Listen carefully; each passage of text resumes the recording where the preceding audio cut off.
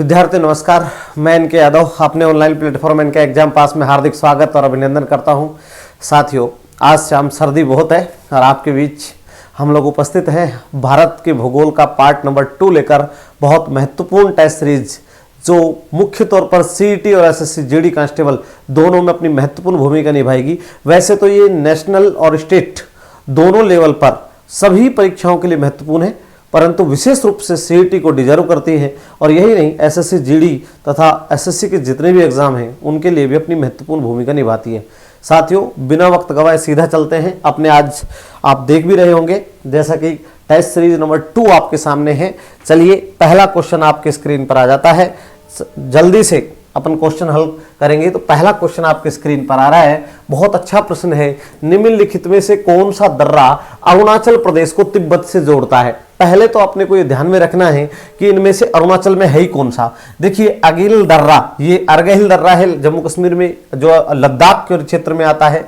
चांगला दर्रा जो ये भी नहीं है क्योंकि इसको ये कहां पर है, ये भी लद्दाख में है। और दूसरा बड़ा बनिहाल दर्रा, ये बनिहाल दर्रा भी कहां पर नहीं है, अरुणाचल प्रदेश में नहीं है। इसका मतलब एक ही दर्रा इसमें से अरुणाचल प्रदेश में है और वो है बोमडीला। साथियों, ये हमारा अरुणाचल प्रदेश है और अरुणाचल प्रदेश में एक घाटी है जिस घाटी का नाम है तवांग घाटी, बौद्धों का सबसे बड़ा मठ है। और ये जो दर्रा है वो तवांग को किससे जोड़ता है? लहासा से जोड़ता है। ठीक है, तो ये राज्य आपका कौन सा है? अरुणाचल। और अरुणाचल प्रदेश के अंदर ये जो दर्रा आप देख रहे हैं साथियों, ये बोमडीला है और बोमडीला दर्रा सीधे तौर पर तवांग घाटी को किससे जोड़ता है? लहासा, तिब्बत से जोड़ता है। ये वाला पार्ट तिब्बत।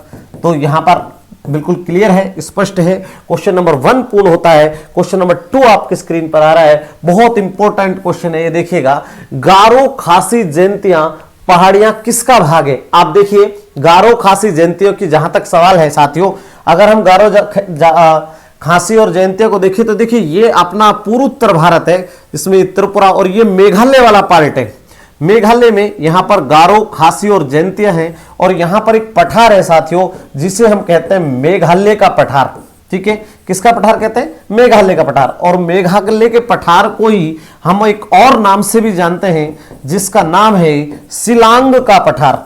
ठीक है, तो मेघालय का पठार और दूसरा पठार उसी का नाम क्या है? शिलांग का पठार। इसके ऊपर 3 पर्वतमालाएं हैं और यहां पर भारत का सर्वाधिक वर्षा वाला स्थान भी है जिसको आप मोसिनराम कहते हैं। ठीक है, ये मोसिनराम सर्वाधिक वर्षा वाला, विश्व की सर्वाधिक वर्षा वाला स्थान भी मोसिनराम मेघालय में ही है, क्योंकि ये कीपानुमा पहाड़ियां हैं जिनमें मानसून फंस जाता है। तो सीधे तौर पर इसका, अब देखिए, महान हिमालय नहीं, उसका भाग तो नहीं होगा, मैं कलर पेन ले लेता हूं, इसका भाग नहीं होगा। दक्कन का लावा पठार, शिवालिक, ये हिमालय का भाग है। अराकान योमा, ये तो भारत को म्यांमार से जोड़ती है। अराकान योमा किसको जोड़ती है? भारत को किससे जोड़ती है साथियों? म्यांमार। उनके बीच में क्या बनाती है? सीमा बनाती है। क्या बनाती है? सीमा। ठीक है, तो इसका राइट आंसर हो जाएगा दक्कन का लावा पठार। और स्पष्ट हो जाना चाहिए, दक्कन का लावा पठार भारत का सबसे बड़ा पठार भी है। वैसे ये प्रायद्वीपीय पठार का भाग है, इसलिए प्रायद्वीपीय पठार का ही भाग है गारो खासी और जयंतिया। क्वेश्चन नंबर 3 आपके स्क्रीन पर, तराई के दक्षिण में प्राचीन तलछट से निर्मित मेखला कौन सी है? साथियों, यहां पर यह आपका शिवालिक है और शिवालिक से जब नदियां उतरती हैं तो आप सब जानते हैं शिवालिक। ठीक है, मैं इसको थोड़ा साफ बना देता हूं साथियों। यहां पर देखिएगा, ये हमारा एक क्षेत्र है, ये ऊपर शिवालिक है और शिवालिक से निकलती है क्या? नदियां।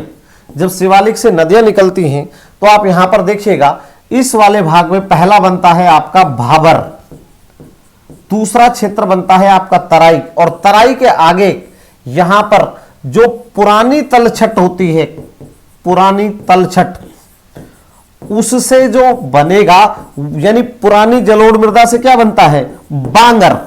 और नवीन जलोढ़ मृदा से क्या बनेगा? नवीन जलोढ़ मृदा से बनेगा खादर। ठीक है, बहुत इंपॉर्टेंट है। तो इसने पूछा क्या है? इसने प्राचीन, तो प्राचीन में क्या आ जाएगा?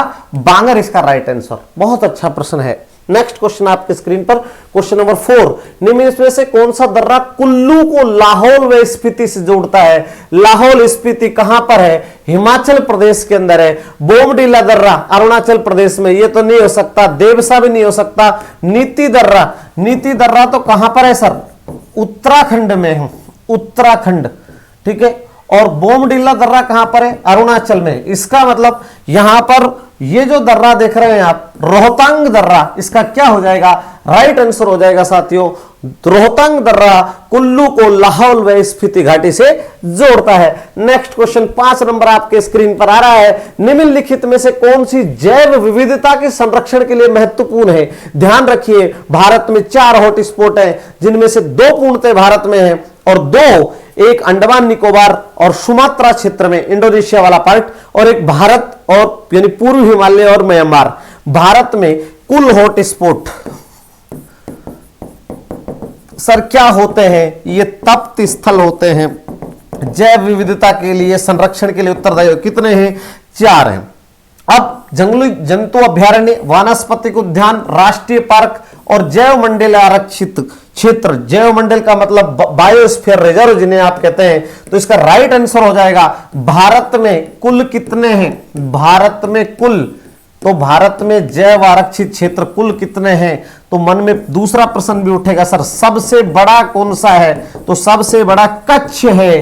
कच्छ कहां पर? गुजरात में। तो फिर सबसे दूसरा प्रश्न भी बनेगा कि सर सबसे छोटा जैव आरक्षित क्षेत्र कौन सा है? तो सबसे छोटा, तो इसका उत्तर हो जाएगा डिब्रूगढ़ सिखोवा। फिर तीसरा प्रश्न भी उठेगा कि भारत में पहला कौन सा है? तो पहला कौन सा है? नीलगिरी बायोस्फीयर रिजर्व, ठीक है। तो नीलगिरी बायोस्फीयर रिजर्व बहुत अच्छा प्रश्न है, जो जैव विविधता के संरक्षण के लिए महत्वपूर्ण रणनीति है, ठीक है। हालांकि जैव विविधता का संरक्षण अगर हम देखें तो साथियों अभ्यारण्य और राष्ट्रीय उद्यान में होता है, लेकिन बायोस्फीयर रिजर्व जो मुख्य रूप से इसी कार्य के लिए रेस्पॉन्सिबल है। नेक्स्ट क्वेश्चन नंबर 6 आपके स्क्रीन पर आ रहा है, विलुप्त होने वाली प्रजातियों की सूचीबद्धता होती है, यानी विलुप्त प्रजातियों को किस बुक के अंदर क्या किया जाता है? नोटिफाई किया जाता है। तो यहां पर देखिए, dead stock book, red data book, live stock book, इनमें से कोई नहीं। बहुत अच्छा प्रश्न है, तो इसका राइट आंसर हो जाएगा यहां पर क्या हो जाएगा? रेड डाटा बुक में उनको एंटर किया जाता है, विलुप्त होने वाली प्रजातियों को सूचीबद्ध किया जाता है। नेक्स्ट क्वेश्चन नंबर 7 आ रहा है, काजीरंगा किसके लिए जाना जाता है? पहले तो समझिए काजीरंगा क्या है। ये राष्ट्रीय उद्यान, राष्ट्रीय उद्यान है। तो फिर यहां पर कहां पर है? असम में है। और यहां सबसे ज्यादा एक सींग का, यहां ध्यान दीजिए, यहां पर दुनिया के सर्वाधिक एक सींग का गैंडा यहां पर पाया जाता है। गैंडा, ठीक है, 2/3 गैंडे विश्व के यहीं पर पाए जाते हैं। हालांकि यहां पर हाथियों की संख्या भी खूब होती है, हाथियों की संख्या। यही नहीं, सर्वाधिक यहां पर, ठीक है, क्या पाए जाते हैं? बाघ भी पाए जाते हैं दुनिया के। परंतु स्पष्ट रूप से हो जाना चाहिए कि ये गैंडा के लिए, किसके लिए? गैंडा के लिए। तो इसका राइट आंसर हो जाएगा गैंडा। यस, बहुत अच्छा प्रश्न। चलते हैं आगे। काजीरंगा नेशनल पार्क और मानस नेशनल पार्क दोनों असम में है। क्वेश्चन नंबर 8 आपके स्क्रीन पर, भारत का सर्वप्रथम राष्ट्रीय उद्यान निम्नलिखित में से कौन सा है? ध्यान रखो, यहां पर भारत का प्रथम नेशनल पार्क, प्रथम टाइगर प्रोजेक्ट और प्रथम अभ्यारण्य, ठीक है, इन सब का उत्तर एक ही होगा साथियों। पहला राष्ट्रीय उद्यान, पहला बाघ परियोजना, और वो कौन सा होगा? Jim Corbett, Jim Corbett national park. Sir कहां पर है? उत्तराखंड में है। यही नहीं साथियों, अगर जिम कॉर्बेट की बात करें तो इसके 2 और नाम थे। पहले इसका नाम पड़ा 1936 में Hailey national park, national park 1936। फिर इसका नाम कर दिया गया रामगंगा, ठीक है, और अब इसका नाम है जिम कॉर्बेट। तो राइट आंसर क्या हो जाएगा? Jim Corbett. बहुत अच्छा प्रश्न। नेक्स्ट क्वेश्चन नंबर 9 आपके स्क्रीन पर आ रहा है, भारत में वन्यजीव संरक्षण अधिनियम किस वर्ष लागू किया गया? तो ये अच्छा प्रश्न है साथियों। वन्यजीव वाइल्ड लाइफ एक्ट जो भारत में पारित किया गया वो 1972 में, ठीक है। लेकिन यहां पर ध्यान रखिए, आपसे ये पूछता है बाघ परियोजना भारत में कब प्रारंभ की गई? भारत में कब प्रारंभ की गई? तो इसका थोड़ा सा आपको ध्यान में रखना है। कब? 1 अप्रैल 1973 और first tiger project Jim Corbett. लेकिन ये वन्यजीव संरक्षण तो कब आ जाएगा? 1972 में। ठीक है, चलिए नेक्स्ट क्वेश्चन आपके स्क्रीन पर, क्वेश्चन नंबर 10। धुआंधार जलप्रपात संबंधित है। अब धुआंधार जलप्रपात बनता कहां पर है? ताप्ती नदी? नहीं, बिल्कुल नहीं। चंबल नदी पर तो दो ही, यहां पर तो अपना बनता है कौन सा जलप्रपात? चूलिया। चूलिया जलप्रपात राजस्थान का सबसे ऊंचा जलप्रपात भी है चूलिया जलप्रपात। नर्मदा नदी, इसका राइट आंसर हो जाएगा, ये देखिए यहां पर अमरकंटक। साथियों अमरकंटक कहां है? एमपी में। और अमरकंटक से ये नदी निकलती है, कौन सी नदी निकलती है? नर्मदा। और नर्मदा नदी यहां पर कहां पर? धुआंधार जलप्रपात बनाती है। धुआंधार जलप्रपात, जब पानी ऊपर से 90 डिग्री के एंगल में गिरे तो उसे जलप्रपात कहते हैं। और कहां पर है? एमपी में है। और किसके निकट है? जबलपुर के निकट। ठीक है, तो जबलपुर के निकट भारत का सबसे ऊंचा जलप्रपात तो है जोग और गरसोप्पा। कहां पर? शरावती नदी पर, कर्नाटक में। और ये धुआंधार जलप्रपात कहां पर है? एमपी में। ध्यान रखिए, दुनिया का सबसे ऊंचा जलप्रपात एंजिल, भारत का सबसे ऊंचा जोग गरसोप्पा महात्मा गांधी, कर्नाटक में शरावती नदी पर है। और यहां पर जहां धुआंधार की बात की है तो धुआंधार जलप्रपात कहां पर हो जाएगा? नर्मदा नदी पर, जबलपुर के निकट। कौन सी चट्टान से टकराता है पानी? तो उस चट्टान का नाम है भेड़ा घाट। चट्टान से पानी टकराता है और ऊपर से नीचे गिरता है, इससे बनता है जलप्रपात। नेक्स्ट क्वेश्चन 11 नंबर आपके स्क्रीन पर, निम्नलिखित में से कौन सा युग्म सुमेलित है? आपको बताना है। एक तरफ वृक्ष दिए हुए हैं, सागौन वृक्ष जम्मू कश्मीर, बिल्कुल नहीं। देवदार एमपी में पाए नहीं जाएंगे क्योंकि देवदार, चीड़, स्प्रूस सब कहां पाए जाते हैं? हिमालय क्षेत्र में। चंदन यहां भी नहीं, नीलगिरी पर्वतमाला में पाए जाते हैं। सुंदरी वृक्ष पश्चिम बंगाल, किस डेल्टा में? सुंदरवन डेल्टा। ठीक है, तो इसका राइट आंसर हो जाएगा, ये बिल्कुल सही है, सुमेलित है। सुंदरी वन कहां पाए जाते हैं? पश्चिम बंगाल में पाए जाते हैं। नेक्स्ट क्वेश्चन आपके स्क्रीन पर 12 नंबर, बेलाडीला किस उत्पादन के लिए प्रसिद्ध है? जहां तक बेलाडीला का सवाल है तो कहां पर है बेलाडीला की पहाड़ियां? छत्तीसगढ़ में है। और बेलाडीला का जो शाब्दिक अर्थ होता है, शाब्दिक अर्थ बैल की कुबड़, बैल की कुबड़।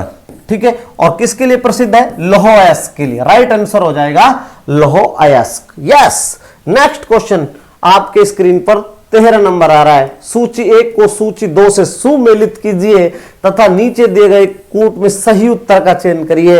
अच्छा प्रश्न है, इसको तो थोड़ा देखना पड़ेगा साथियों, और देखने के लिए हम यहां पर चलते हैं। सबसे एक तरफ जैव आरक्षित क्षेत्र दिए हुए, दूसरी तरफ राज्य। भारत में जैव आरक्षित क्षेत्र कुल कितने हैं? तो कुल कितने हैं ध्यान रखिएगा, 18 हैं। अब दिहांग और दिबांग तो कहां है? अरुणाचल प्रदेश में।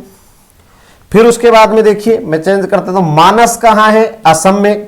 नोकरेक कहां पर है? मेघालय में। और शिमलीपाल कहां है? उड़ीसा में। यानी पहले में 4, तो ये 2 ऑप्शन तो हो ही नहीं सकते। इसका मतलब मानस, दूसरे में 3, तो राइट आंसर क्या हो जाएगा? 4, 3, 2, 1। जल्दी से स्क्रीनशॉट ले लीजिएगा, आगे बढ़ रहे हैं। नेक्स्ट क्वेश्चन साथियों, बहुत अच्छा प्रश्न 14 नंबर आ रहा है। निम्नलिखित में से कौन सा सुमेलित नहीं है? इसको थोड़ा सा नहीं देखना है आपको। बॉक्साइट उत्पादन के लिए काला हांडी व कोरापुट बिल्कुल सही है। मैग्नीज उत्पादन के लिए बालाघाट और छिंदवाड़ा ये भी सही है। टंगस्टन, डेगाना, नागौर ये भी सही है। तांबा उत्पादन हट्टी और रामगिरी ये तो गलत है, क्योंकि हट्टी और रामगिरी तो किसके उत्पादन के लिए प्रसिद्ध है? स्वर्ण उत्पादन के लिए। किसके लिए? स्वर्ण उत्पादन के लिए। तो ये ऑप्शन जो है वो क्या है? गलत है। 4 नंबर इसका क्या हो जाएगा साथियों?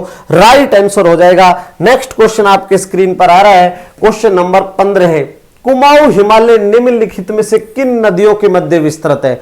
अब जब भी ऐसा प्रश्न आ जाए तो थोड़ा सा मैं आपको चित्र बना के बता रहा हूं। ये हिमालय है, यहां से नदी बहती है ब्रह्मपुत्र और यहां नदी बहती है सिंधु।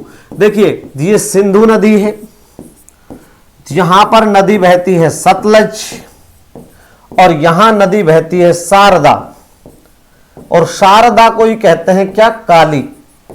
और यहां नदी बहती है, ये नदी है तीस्ता, ब्रह्मपुत्र की सहायक नदी है। अब यहां पर देखिए, ये जो हिमालय है ये कहलाता है कश्मीर हिमालय या फिर पंजाब हिमालय, और इसको हम सिंधु सतलज भी कह सकते हैं। क्या कह सकते हैं, सिंधु सतलज हिमालय भी कह सकते हैं। फिर सतलज और शारदा के बीच में जो हिमालय है वो कौन सा है, कुमाऊं हिमालय है। कुमाऊं हिमालय है तो इसका मतलब साफ है, सतलज और काली दे दिया, इसका राइट आंसर ये हो जाएगा, क्योंकि काली को ही क्या कहते हैं, शारदा नदी कहते हैं। ये तो आपका उत्तर हो गया। और शारदा और या काली तीस्ता के बीच में जो हिमालय है वो कौन सा हिमालय है, नेपाल हिमालय, ध्यान रखिए। और तीस्ता और ये कौन सी नदी है, ब्रह्मपुत्र, इसके मध्य जो हिमालय है उसे हम कहते हैं असम हिमालय। ठीक है, तो ये नदियों के बीच बीच में भाग देख लीजिएगा कौन कौन सा हिमालय साथियों। बहुत अच्छा प्रश्न है। आजकल पिछले आरपीएससी के 3 एग्जाम में सबसे ज्यादा प्रश्न इसी प्रकार के पूछे गए हैं। नेक्स्ट क्वेश्चन आपके स्क्रीन पर 16 नंबर आ रहा है, भारत में यूरेनियम की सबसे बड़ी खान जादूगोंडा अवस्थित है। जल्दी से बताइए जादूगोंडा कहां पर है। ठीक है, आपके स्क्रीन पर कितना नंबर क्वेश्चन, 16 नंबर प्रश्न है। जादूगोंडा सबसे ज्यादा प्रश्न पूछे जाने वाला प्रश्न है आपकी प्रतियोगिता में। ठीक है, तो इसका राइट आंसर क्या हो जाएगा, जादूगोंडा। बहुत इंपॉर्टेंट कह सकता हूं मैं इसको। इसके लिए सीधे तौर पर देखिए, भारत में यूरेनियम का एक ही भाग आता है। ठीक है, बहुत प्रसिद्ध है ये, और जब बहुत प्रसिद्ध है तो ये बार बार परीक्षा में आपसे प्रश्न पूछ लिया जाता है। ठीक है, जादूगोंडा जो है वो आपका कहां पर हो जाएगा, झारखंड में हो जाएगा। कहां हो जाएगा, झारखंड में। ठीक है, right answer Jharkhand. Next question आपके स्क्रीन पर आ रहा है, यहां पर 17 नंबर। यहां पर देखिएगा, निम्न नदियों में से कौन सी अपने मार्ग परिवर्तन के लिए कुख्यात है। कौन सी नदी अपने मार्ग परिवर्तन के लिए कुख्यात है, जल्दी से बताइए। बहुत इंपॉर्टेंट है ये, तो बहुत इंपॉर्टेंट भी है और सरल भी है। कोसी नदी बताया जाता है कि प्रतिवर्ष अपने मार्ग को परिवर्तन कर लेती है, और कोसी नदी को ही कहते हैं क्या, बिहार का शोक कहते हैं। क्या कहते हैं, बिहार का शोक कहते हैं। ठीक है, तो राइट आंसर यहां पर हो जाएगा। नेक्स्ट प्रश्न आपके स्क्रीन पर क्वेश्चन नंबर 18 आ रहा है साथियों। सूची फर्स्ट को सुमेलित कीजिए, एक तरफ नदी और दूसरी तरफ सहायक नदी। प्रश्न को ध्यान से देखिएगा, यहां पर आपको मैं मिलान भी करवा देता हूं। और ये देखिए, कृष्णा नदी की सबसे सहायक नदी है भीमा। इसका मतलब 4 ऑप्शन पहले में, ये तो है ही नहीं, बिल्कुल ही नहीं हो सकता, काट दीजिए ऐसे, यहां से तो उत्तर होगा ही नहीं।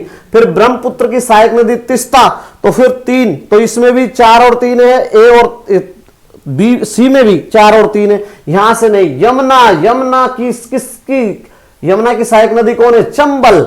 इसका मतलब 4 में 1, ये ऑप्शन 4, 3, 2, 1। और गोदावरी, यहां पर देख लीजिएगा, बहुत अच्छा प्रश्न है। ठीक है, ब्रह्मपुत्र गोदावरी की सहायक नदी कौन सी है, इंद्रावती। यस, तो स्क्रीनशॉट ले लीजिए साथियों, अच्छा प्रश्न है। देखिए 2-3 चीजें हैं, आप लोग ध्यान से देखिए, बहुत अच्छे प्रश्न।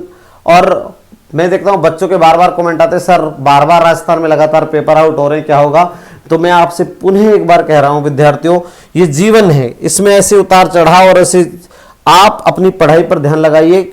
अपना काम है मेहनत करना, फल की इच्छा नहीं करें, ऊपर वाले पर छोड़ दें। अपन सिर्फ मेहनत कर सकते हैं और उसका कोई विकल्प नहीं है। चलिए नेक्स्ट क्वेश्चन आपके स्क्रीन पर 19 नंबर, दक्षिण भारत की सबसे बड़ी नदी, तो गोदावरी। यहां पर देखिए, दक्षिण भारत की गंगा भी कहते हैं, दक्षिण भारत की गंगा किस नदी को कहते हैं, गोदावरी को। तो फिर कावेरी को, यहां पर इसका उत्तर हो जाएगा दक्षिणतम भारत की गंगा। ठीक है, दक्षिणतम भारत की गंगा तो कहते हैं कावेरी को, और दक्षिण भारत की गंगा कहते हैं गोदावरी को। और ये दक्षिण भारत की नहीं, अपितु प्रायद्वीपीय भारत की भी सबसे बड़ी नदी है। नेक्स्ट क्वेश्चन आपकी स्क्रीन पर क्वेश्चन नंबर 20, हिमालय पर्वत नदियों की विशेषता है, हिमालय से निकलने वाली जो नदियां होंगी उसकी विशेषता, वर्ष भर बहती है। बिल्कुल सही है, खंडित प्रवाह, गलत, खंडित नहीं, कंटिन्यूअस है। अंत में सभी नदियां बंगाल खाड़ी मिलती है, गलत है। आप देखिए हिमालय से सतलज निकलती है, कैलाश पर्वत श्रेणी से। आप देखिए सिंधु निकलती है, वह तो अपना जल चेनाब को देखिए, रावी को देखिए, सब अपना जल कहां, व्यास नदी को देखिए अपना जल कहां गिराती है, अरब सागर में। तो ये स्टेटमेंट गलत। दक्षिण से उत्तर की ओर बहती है तो गलत है, उत्तर से दक्षिण की ओर आती है। तो इसका राइट आंसर क्या हो जाएगा, 1 नंबर इसका राइट आंसर हो जाएगा। नेक्स्ट क्वेश्चन आपके स्क्रीन पर 21। साथियों, वन नीति के अनुसार भूभाग का वह प्रतिशत अंश जो कि वनों के अंतर्गत होना चाहिए। एक बात तो समझ लीजिए, वन नीति 1952 के अनुसार, किसके अनुसार, 1952 के अनुसार कुल भूभाग के कितने प्रतिशत भाग पर वन होने चाहिए, 33% भूभाग पर वन होने चाहिए। नेक्स्ट क्वेश्चन आपके स्क्रीन पर 22। निम्न में से किस भारतीय मृदा को ग्रीष्म ऋतु में गहरी दरारें पड़ जाती है जिससे मृदा में पर्याप्त ऑक्सीकरण संभव हो पाता है। एक बात ध्यान रखिए साथियों, एक मृदा होती है, इसका राइट आंसर तो काली मृदा है। काली मृदा में क्या होता है, काली मृदा नमी पा जाती है। जब इसमें नमी मिलती है तो इसके अंदर क्या होता है, कण फूल जाते हैं। फूल का मतलब कण मोटे हो जाते हैं, कण मोटे हो जाते हैं। और जब ये जब सूखती है तो क्या होता है, सूखने पर, किसमें, काली मृदा सूखने पर क्या पड़ती है, दरार पड़ जाती है। दरार सूखने पर क्या पड़ जाती है, दरार पड़ जाती है। तो राइट आंसर क्या हो जाएगा, काली मृदा हो जाएगा। चलिए नेक्स्ट क्वेश्चन आपके स्क्रीन पर 23। बहुत अच्छा प्रश्न। कौन सा सुमेलित नहीं है, आपको नहीं बताना है कि कौन सा सुमेलित नहीं है। एक तरफ मृदा का प्रकार है, दूसरी तरफ राज्य क्षेत्र है। देखिए लेटेराइट मृदा बिल्कुल पश्चिम बंगाल में पाई जाती है। यही कारण है कि लेटेराइट मृदा किसके उत्पादन के लिए प्रसिद्ध है, चाय और कहवा। तो भारत में सबसे ज्यादा सर्वाधिक चाय का उत्पादन कौन करता है साथियों, कौन करता है, असम करता है। और दूसरे नंबर पर कौन है, पश्चिम बंगाल। भारत में इसमें काली मृदा आंध्र प्रदेश, ये भी सही है, ठीक है, बिल्कुल सही है, राइट है, ये भी सही है, ये सही है, दोनों सुमेलित है। जलोढ़ मृदा, पीट मृदा, पीट का मतलब ये दलदली मृदा है, ओडिशा के तटीय क्षेत्रों में पाई जाती है, ये भी सही है। जलोढ़ मृदा ये गलत है। देखिए यहां पर जलोढ़ मृदा कहां दिखाई गई, राजस्थान में। यहां तो कैसी मृदा पाई जाती है, रेतीली बलुई, कैसी, रेतीली बलुई मृदा पाई जाती है, मरुस्थली, ठीक है, बलुई मृदा। तो इसमें क्या होगा, ये गलत हो जाएगा। उत्तर क्या हो जाएगा आपका, उत्तर हो जाएगा ये वाला पार्ट, ठीक है, जलोढ़ मृदा आपका राइट आंसर हो जाएगा। चलिए नेक्स्ट क्वेश्चन आपके स्क्रीन पर, सरल प्रश्न था 24। भारत में कौन सा सवर्ग मृदाएं सर्वाधिक क्षेत्रफल पर पाई जाती है। देखिए सामान्य रूप से मैं आपको बता देता हूं साथियों, यहां पर सर्वाधिक मृदा भारत में कौन सी होती है, सर्वाधिक मृदा, तो पहली मृदा तो भारत में होती है जलोढ़, दूसरे नंबर पर आती है लाल पीली मृदा, लाल मृदा कह सकता हूं मैं, ठीक है, तीसरे नंबर पर आती है काली मृदा।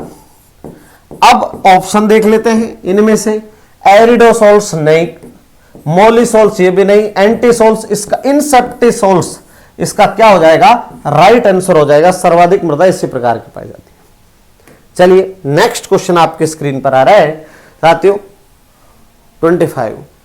देखिए बहुत बार ऐसा होता है कि हम बहुत जल्दबाजी में उत्तर दे जाते हैं साथियों, और जब बहुत जल्दबाजी में उत्तर दे जाते हैं तो आप ये भी समझिए कि तय मान के चलिए कि इससे हमें काफी नुकसान भी होता है। पहले प्रश्न को ध्यान से पढ़ें और फिर आप उत्तर दें। यहां पर देखिए भारत में कौन सी मिट्टी सर्वाधिक क्षेत्रफल पर फैली है। अब आपको देखिए यहां जलोढ़ मृदा का ऑप्शन ही नहीं मिल रहा है, काली मिट्टी, लेटेराइट मृदा, पीट मिट्टी, तो लाल मिट्टी। तो राइट आंसर क्या हो जाएगा इनमें से, लाल, ठीक है, ये दूसरे नंबर पर है और ये कितने नंबर पर है, तीसरे नंबर पर। चलिए अभी थोड़ी देर पहले ही बताया था, तो समय गंवाने से कोई फायदा नहीं है। राइट आंसर क्या हो जाएगा, लाल मृदा। ओके यस, 26 नंबर क्वेश्चन आपकी स्क्रीन पर आ रहा है। यहां पर देखिए IUCN का विस्तार है। देखिए IUCN एक संस्था है जो कंजर्वेशन का कार्य करती है।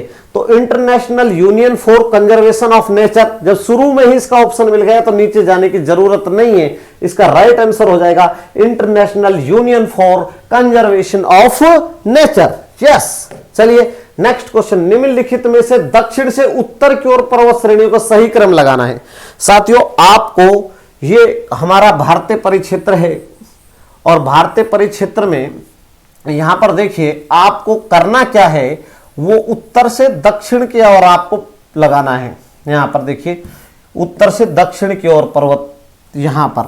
अब मैं आपको बता देता हूं, मैं आपको एक बार यहां डायरेक्ट लगा देता हूं कि ये सबसे ऊपर जो पर्वतमाला है यह है कराकोरम, कराकोरम। उसके नीचे होती है लद्दाख, और लद्दाख के नीचे होती है जास्कर, और महान हिमालय जाता है, फिर होती है पीर पंजाल। अब ये भारत का कौन सा भाग है, दक्षिण, और ये भारत का कौन सा भाग है, उत्तर। अब करना क्या है आपको, आपको लगाना है दक्षिण से उत्तर। तो सबसे पहले पीर पंजाल देखिए, इसमें नहीं है तो ये गलत है, ये भी गलत है। अब इस पर आ जाइए, और एक ये भाग है आपके पास में, देखिए। तो यहां पर देखिएगा, अगर मैं थोड़ा सा देखूं तो पीर पंजाल, पीर पंजाल के बाद पीर पंजाल तो यहां भी है और यहां भी है। फिर इसके बाद में कौन सा चीज, जास्कर, इसका मतलब जास्कर, फिर लद्दाख और फिर काराकोरम। ये ऑप्शन जो है बिल्कुल सही होगा, बहुत स्पष्ट हो जाना चाहिए। ऑप्शन नंबर 4 राइट है, ठीक है। यहां ये दक्षिण है, और दक्षिण से अपन किधर की ओर जा रहे हैं, उत्तर की ओर जा रहे हैं, ठीक है। एक चीज और है, ये तीनों किसका भाग है, ट्रांस का, और ये किसका भाग है, लघु हिमालय का, ठीक है। चलिए नेक्स्ट क्वेश्चन, क्वेश्चन नंबर 28। कौन सा जोड़ा गलत है, आपको गलत बताना है। केरल में स्थानांतरित कृषि को पोणम कहते हैं, राज्य द्वीप है। आंध्र प्रदेश में पोंडू, ये भी सही है। असम में झूम, पूर्व उत्तर भारत में भी झूमिंग कहते हैं। झारखंड में खिल, नहीं, खिल तो कहां पर कहते हैं, हिमाचल प्रदेश में। कहां कहते हैं, हिमाचल में। तो ये जो ऑप्शन है ये क्या हो जाएगा, गलत है। इसका मतलब इसका राइट आंसर क्या हो जाएगा, झारखंड में खिल, ये गलत है। चलिए राइट आंसर सी होगा। Question number 29। जुलाई में उष्ण कटिबंधीय अभिसरण क्षेत्र स्थित होता है। एक बात पहले समझिए, ITCZ होता क्या है। मैं आपको दो चीजें बताना चाहता हूं साथियों। ये देखिए, ये हमारी पृथ्वी है, ये 0 डिग्री है, और 0 डिग्री से 5 डिग्री नॉर्थ और 5 डिग्री साउथ का जो ये क्षेत्र है, ये कहलाता है ITCZ, inter tropical convergence zone. फिर सुन लीजिए, इंटर ट्रॉपिकल कन्वर्जेंस जोन। और यही नहीं, इस पेटी को एक नाम से भी जाना जाता है, शांत पेटी और डोलड्रम पेटी। डोलड्रम पेटी आप सभी को पता है, वायुदाब पेटियां किसके हिसाब से कार्य करती है, सन के हिसाब से गतिशील होती है। जुलाई का महीना है, और ये 23.5 डिग्री आपकी कौन सी रेखा है, कर्क रेखा। यहां पर सन चमकता है, सूर्य 21 जून को आपको पता है, और जब चमकेगा तो ITCZ ऊपर की ओर खिसकेगा, और जब ऊपर की ओर खिसकेगा कब, जुलाई में, तो ITCZ इंटर ट्रॉपिकल कन्वर्जेंस जो पेटी है वो ऊपर की ओर ड्रिफ्ट कर जाएगी, और जब ड्रिफ्ट कर जाएगी तो वह कहां स्थापित होगी, यह बड़ा प्रश्न है। तो वह उत्तरी गोलार्ध में 20 से 25 डिग्री अक्षांशों पर क्या हो जाएगी, स्थापित हो जाएगी। बहुत अच्छा प्रश्न है, बहुत इंपॉर्टेंट प्रश्न है। चलिए नेक्स्ट क्वेश्चन। जब साउथ में मकर रेखा पर जाता है ना सूर्य, तो फिर ये साउथ की ओर ड्रिफ्ट हो जाता है, ठीक है। ITCZ साउथ की ओर ड्रिफ्ट हो जाएगा, प्रवाह कर जाएगा। आगे देखिए, प्रधानमंत्री कृषि सिंचाई योजना सूक्ष्म सिंचाई के तहत किसानों के सभी श्रेणियों में केंद्र और राज्य की भागीदारी है। यह प्रश्न तो पूछा जा चुका है वीडियो के एग्जाम में, ठीक है। RSMSSB इस प्रश्न को पूछ चुका है। इसका राइट आंसर होगा केंद्र अनुपात क्या, राज्य। तो साथियों केंद्र का कितना है, 60%, और राज्य का कितना है, तो राज्य का है 40%। ओके, ठीक है, सरल क्वेश्चन है। नेक्स्ट क्वेश्चन, भारत में कौन सा राज्य जूट का सर्वाधिक उत्पादन करता है। देखिए, जब भारत और बांग्लादेश एक थे तो भारत का दुनिया में पहला स्थान था जूट उत्पादन में। अभी भारत बांग्लादेश के बाद दूसरे नंबर पर आता है, और भारत में भी सबसे ज्यादा जूट का उत्पादन जो करता है वो कौन करता है, पश्चिम बंगाल पहले नंबर पर है, और बिहार जो है वो दूसरे नंबर पर है। साथियों जूट को सुनहरा रेशा भी कहते हैं, सुनहरा रेशा, और इसे एक और नाम से भी जानते हैं, गोल्डन फाइबर। यस, क्या कहते हैं जूट को, गोल्डन फाइबर। और 11 महीने की फसल है, बहुत लंबी अवधि की फसल है, तो इसका राइट आंसर क्या हो जाएगा, पश्चिम बंगाल। क्वेश्चन नंबर 32, निम्न में से किस राज्य में कुल फसली क्षेत्र सर्वाधिक सिंचित क्षेत्र का प्रतिशत है? देखिए यह बात फैक्ट है, जहां पर सिंचाई के साधन ज्यादा होंगे वहां पर ही सिंचाई, नहरी क्षेत्र जहां होगा वहां सिंचित क्षेत्रफल भी ज्यादा होगा, क्योंकि पूरी मृदा को क्या मिल जाएगा? पानी मिल जाएगा। ओके, अब यहां पर आप देखिए, यहां की अगर बात करें तो सबसे ज्यादा कौन सा है? हरियाणा, मध्य प्रदेश, गुजरात और पंजाब। तो राइट आंसर हो जाएगा पंजाब। पंजाब में सबसे ज्यादा नहरी क्षेत्र है और ये सिंचित क्षेत्र भी है, तो राइट आंसर क्या हो जाएगा इसका? पंजाब हो जाएगा। चलिए नेक्स्ट क्वेश्चन आपके स्क्रीन पर 33, यहां पर देखिए बहुत इंपॉर्टेंट प्रश्न, सबसे लंबी पश्चिम की ओर बहने वाली प्रायद्वीपीय नदी कौन सी? मैं आपसे थोड़ा सा प्रायद्वीपीय भारत पर बड़ा डिस्कशन करना चाहता हूं साथियों। यहां ये नदी है महाबलेश्वरम से कृष्णा और त्रियकम से गोदावरी। ये पहली नदी कौन सी है? कृष्णा। यहां पर नदी है गोदावरी। ठीक है, एक बात ध्यान रखिए, ये तो निकलती है महाबलेश्वरम से और ये त्रियंबकम से, तो प्रायद्वीप, ये प्रायद्वीपीय भारत है और प्रायद्वीपीय भारत है, तो यहां से एक नदी और निकलती है और वो है कावेरी। यहां से नदी आ रही होती है नर्मदा। कहां से निकलती है नर्मदा? अमरकंटक से। और यहां से एक नदी आ रही होती है जिसका नाम है ताप्ती। ठीक है, ये इस तरीके से और ये इस तरीके से, राइट। यहां पर अब आप देख लीजिए। अब उसका प्रश्न देखिए, अगर वो प्रश्न पूछता कि प्रायद्वीपीय भारत की सबसे बड़ी नदी गोदावरी है, कौन सी है? गोदावरी। तो ये तो हो गई प्रायद्वीपीय भारत की, प्रायद्वीपीय ऑब्लिक दक्षिण भारत की, अभी बताया था मैंने, दक्षिण भारत की सबसे बड़ी नदी हो गई। Okay yes. अब देखिए उसने पूछा पश्चिम की ओर, ये सब किधर बह रही है? पूर्व की ओर, और ये किधर? पश्चिम। तो इसका राइट आंसर क्या हो जाएगा? Narmada. Yes, Narmada right answer हो जाएगा। नर्मदा पश्चिम की ओर बहने वाली सबसे क्या है? प्रायद्वीप भारत की सबसे लंबी नदी है। अपने प्रदेश को, इसमें क्या है, ये गलत हो गया है, मैं यहां पर सही कर देता हूं इसको। एक्चुअल में साथियों ये 2 बार पेरियार लिख दिया, टाइपिंग की मिस्टेक्स है। इसमें एक ऑप्शन हम चेंज कर रहे हैं यहां पर, ये लीजिए मैं भी कर देता हूं। तीसरा ऑप्शन दामोदर नदी है। ठीक है, दामोदर नदी। अब आपको उत्तर बताना है। प्रश्न फिर मैं रिपीट कर रहा हूं, यहां देखिए, अपने प्रदूषकों के कारण निम्न में से कौन सी नदी जैविक मरुस्थल कहलाती है? जैविक मरुस्थल कौन सी नदी कहलाती है? यानी उस मरुस्थल में जहां जीव अपने संपूर्ण विकास नहीं कर पाते, अर्थात प्रदूषण के कारण मर भी जाते हैं। तो इनमें से पेरियार कहां बहती है? केरल में। ये तो नहीं है। यमुना आप जानते हैं गंगा की सहायक नदी। महानदी कहां पर है? तो महानदी यहां पर देखिए उड़ीसा का क्या कहलाती है? शोक कहलाती है। दामोदर नदी पश्चिम बंगाल का शोक कहलाती है। छोटे नागपुर के पठार से निकलते हैं। राइट आंसर क्या हो जाएगा? दामोदर नदी। ये प्रश्न कई बार मैं हल करवा चुका हूं। दामोदर नदी जैविक मरुस्थल नदी कहलाती है। यस, तो राइट आंसर क्या हो जाएगा? तीसरे नंबर का दामोदर नदी। नेक्स्ट क्वेश्चन 35, निम्न में से किन इस्पात संयंत्रों का प्रबंधन SAIL steel authority of India करता है? याद रखिए साथियों, सेल, भेल, गेल ये महारत्न कंपनियां हैं, स्टील अथॉरिटी ऑफ इंडिया। अब कौन कौन से संयंत्र का क्या करती है? प्रबंधन करती है। तो वो इस प्रश्न में पूछा है। ऑप्शन दिए, पहला भिलाई बिल्कुल करती है, दुर्गापुर ये भी करती है पश्चिम बंगाल, राउरकेला ये भी करती है और बर्नपुर ये भी करती है। इसका मतलब चारों का ही करती है। तो इस 4 वाला ऑप्शन कौन सा होगा? Option number B. 1, 2, 3 और 4 सभी का प्रबंधन सेल करता है। एक बात ध्यान रखिए, कुल्टी का प्रबंधन, कुल्टी कहां पर है? पश्चिम बंगाल में है।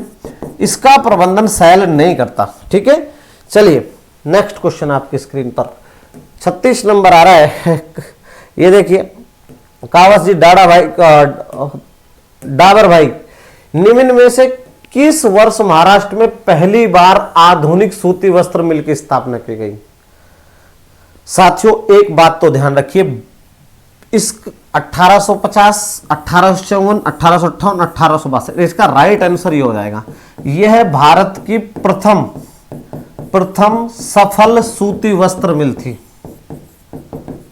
कावस जी द्वारा स्थापित।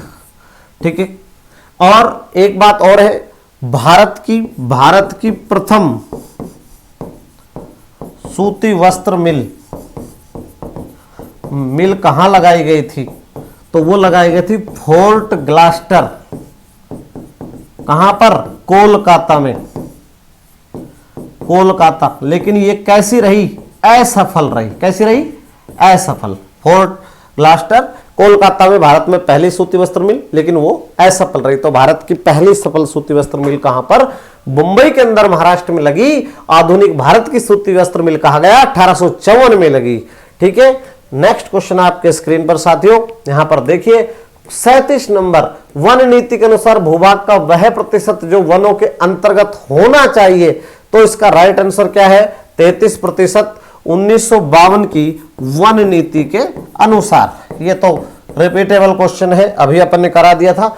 नेक्स्ट क्वेश्चन देखिए, निम्नलिखित में, यहां थोड़ा प्रश्न उलट कर आया है, निम्न में से किस मृदा में ग्रीष्म ऋतु में गहरी दरारें पड़ जाती है? यस, इसका राइट आंसर काली मृदा है, अभी करा चुके हैं। नेक्स्ट क्वेश्चन पर बढ़िए, 39 नंबर प्रश्न आ रहा है। तो लेटराइट मृदा पश्चिम बंगाल, काली मृदा आंध्र प्रदेश में, जलोढ़ मृदा, ये गलत है। तो इसका राइट आंसर क्या हो जाएगा? जलोढ़ मृदा यहां पर नहीं पाई जाएगी। जलोढ़ मृदा तो पूर्वी राजस्थान व उत्तर भारत का विशाल मैदान, उस क्षेत्र में देखने को मिलेगी। ठीक है, स्क्रीनशॉट ले लीजिए। इसका राइट आंसर सुमेलित नहीं है पूछा है, तो तीसरा ऑप्शन क्या हो जाएगा? इसका उत्तर हो जाएगा। नेक्स्ट क्वेश्चन आपके स्क्रीन पर, ये भारत में कौन सा संवर्ग की मृदाएं सर्वाधिक क्षेत्रफल पर पाई जाती है? तो इसका राइट आंसर इंसेप्टिसोल्स। ये 4 क्वेश्चन रिपीट हो गए थे, आगे कोई भी क्वेश्चन रिपीट नहीं है। चलिए, मैंने रिपोर्ट इनको कर दिया था क्योंकि आपको नेक्स्ट जो है नवीन क्वेश्चन आएगा, ध्यान रखिए। क्वेश्चन नंबर कितना यहां पर देखिए, बहुत इंपॉर्टेंट है, 41। तो ऐसा मत समझिए कि क्वेश्चन बार बार दोबारा से सर रिपीट हो गए, ऐसा नहीं है। वो एक डाइवर्जन दिया है, बहुत अच्छा होता है ऐसा डाइवर्जन। यहां पर देखिए, सूती वस्त्र की सर्वाधिक कारखाने राज्य में स्थापित है, सबसे ज्यादा महाराष्ट्र, गुजरात, मध्य प्रदेश, तमिलनाडु। तो इसका राइट आंसर क्या हो जाएगा? सबसे ज्यादा कारखाने कहां पर है? तमिलनाडु में। चलिए, नेक्स्ट क्वेश्चन आपकी स्क्रीन पर, 42, किस नगर को कोटेनोपोलिस कहा जाता है? किस नगर को कोटेनोपोलिस कहा जाता है? अहमदाबाद। तो यहां पर थोड़ा सा मैं रोक रहा हूं आपको, इसे भारत का क्या कहते हैं? मानचेस्टर कहते हैं। क्या कहते हैं? मानचेस्टर, भारत का मानचेस्टर। ठीक है, बंबई, या इसका राइट आंसर हो जाएगा कोटोपोलिस, तथा सूती वस्त्रों की राजधानी,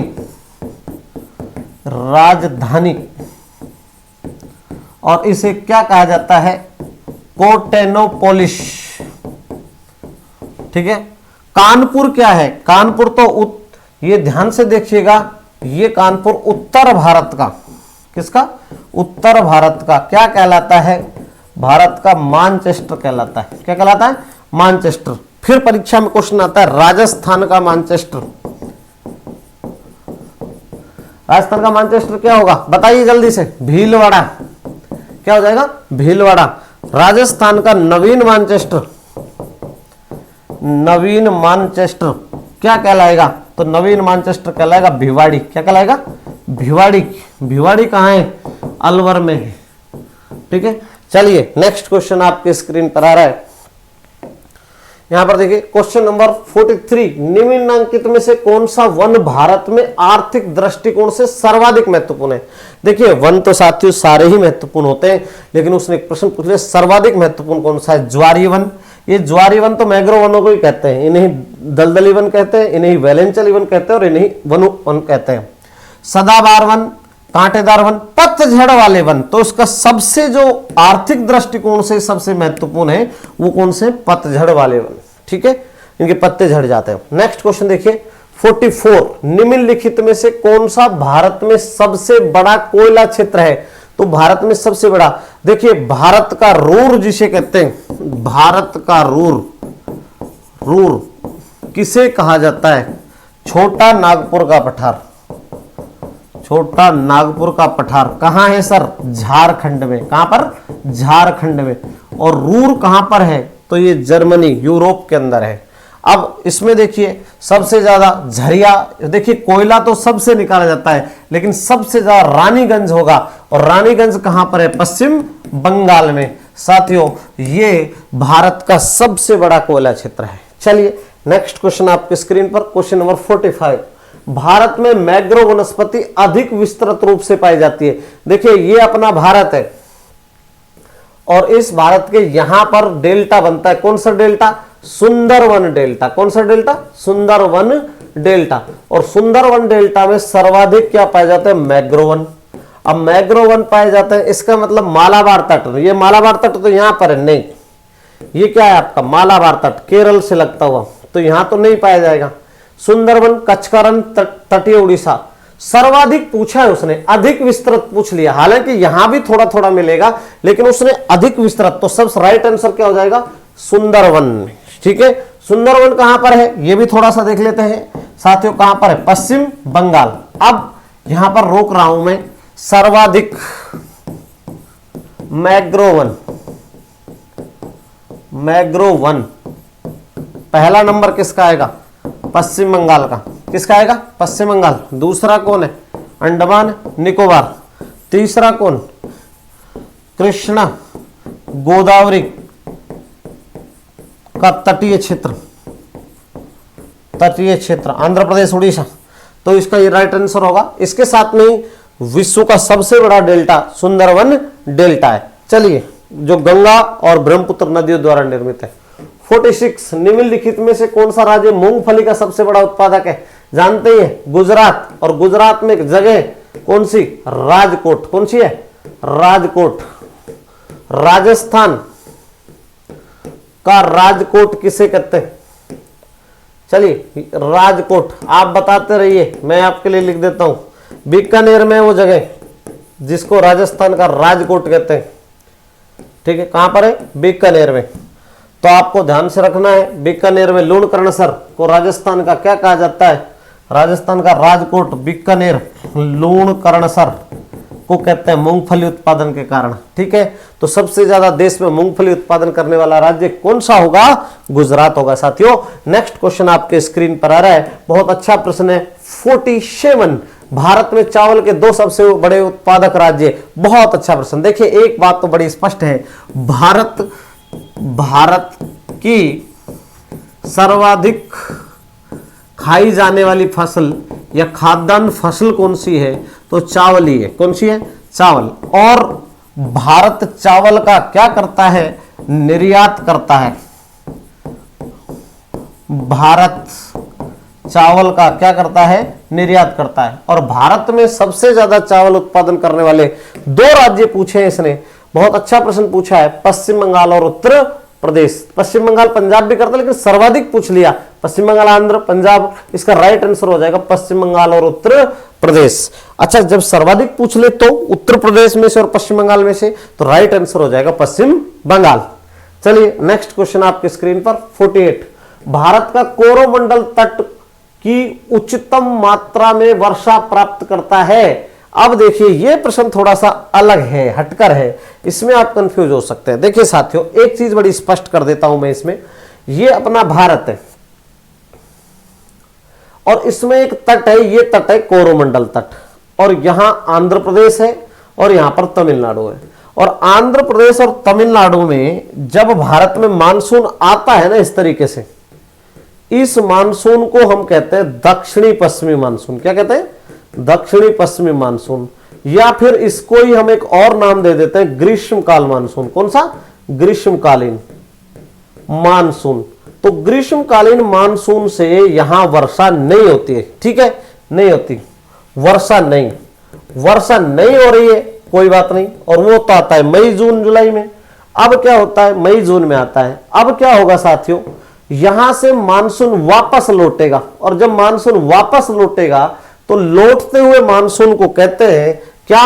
उत्तर पूर्वी मानसून। क्या कहते हैं? उत्तर पूर्वी मानसून। भारत में लौटते हुए मानसून को उत्तर पूर्वी मानसून या इसे शीतकालीन मानसून कहते हैं।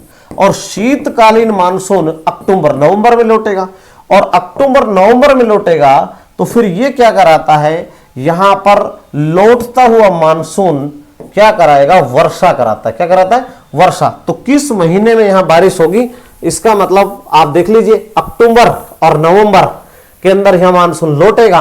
तो फिर राइट आंसर क्या आ जाएगा? क्योंकि कोरोमंडल तट एक ऐसा तट है जो भारत में ग्रीष्मकालीन मानसून से वर्षा प्राप्त नहीं करता, तो इसका राइट आंसर हो जाएगा कोरोमंडल तट पर अक्टूबर और नवंबर में शरदकालीन क्या होती है, वर्षा होती है और उच्चतम वर्षा प्राप्त करता है। नेक्स्ट क्वेश्चन 49 नंबर आपके स्क्रीन पर, बहुत अच्छा प्रश्न है साथियों। गंगा मैदान में नदियों के तट के सहारे पाई जाने वाली जलोढ़ मृदा। देखिए एक बात तो बड़ी स्पष्ट है, ये कोई नदी है, नदी बह रही है, ठीक है, ये नदी है। अब जब नदी बह रही है तो नदी के जो ये वाला भाग है, ये वाला भाग, यहां जो मृदा होगी वो पाई जाएगी कौन सी मृदा, जलोढ़ मृदा, इसे कहते हैं जलोढ़ मृदा। और इससे अगर हम थोड़ा सा दूर चले जाएं उच्च क्षेत्र में, तो यहां जो ये वाला भाग आपको दिखाई दे रहा है, ये वाला भाग, ये क्षेत्र कहलाता है क्या, बांगर, ठीक है, बांगर। जलोढ़ मृदा तो ये भी है, जलोढ़ मृदा यहां भी पाई जाती है, ये भी जलोढ़ मृदा, और ये जो जलोढ़ मृदा वाला भाग है इसे कहते हैं खादर, तो इसे कहते हैं खादर और इसे कहते हैं बांगर। हालांकि खादर और बांगर दोनों ही जलोढ़ मृदा है, लेकिन नदी के सहारे जो मिलेगी वो कौन सी होगी, खादर होगी, ठीक है। तो इसका तट के सहारे पाई जाने वाली जलोढ़ मृदा क्या कहलाती है, खादर कहलाती है। नेक्स्ट क्वेश्चन आपकी स्क्रीन पर, क्वेश्चन नंबर 50 अल्पाइन वन उगते हैं। देखिए पहली बात तो ये समझिए, जितने भी अल्पाइन वन है वो ऊंचाई पर उगते हैं।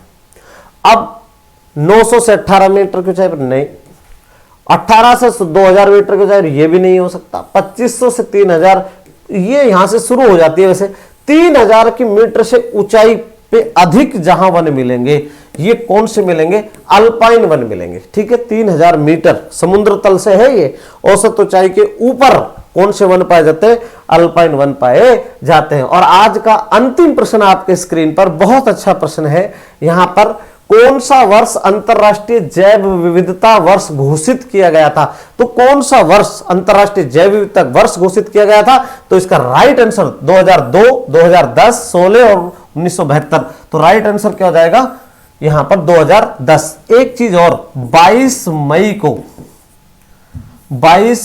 को क्या मनाया जाता है, अंतरराष्ट्रीय जैव विविधता दिवस दिवस मनाया जाता है, ठीक है। 22 मार्च को क्या मनाया जाता है, जल दिवस, और 22 अप्रैल को क्या मनाया जाता है, पृथ्वी दिवस। तो साथियों आज की क्लास यही समाप्त होती है। अगर आपको हमारा कक्षा कार्यक्रम पसंद आ रहा हो तो सब्सक्राइब भी करें, शेयर ज्यादा से ज्यादा बच्चों को कर दें ताकि वो लाभान्वित हो जाएं। और साथियों ऐसे ही हम आपके सामने बने रहेंगे। कल पार्ट नंबर 3 लेकर आपके सामने, परीक्षा के लिए बहुत महत्वपूर्ण है, उपयोगी है, पर आप सभी से आग्रह भी है कि अगर आप हमारा साथ देंगे तो हम आपके साथ बने रहेंगे। इसलिए हमारे चैनल को सब्सक्राइब भी करें, शेयर भी करें और लाइक भी करें। अब हम आपसे लेते हैं विदा। सभी साथियों को, सभी विद्यार्थियों को मेरा प्यार भरा नमस्कार। जय हिंद, जय भारत, धन्यवाद।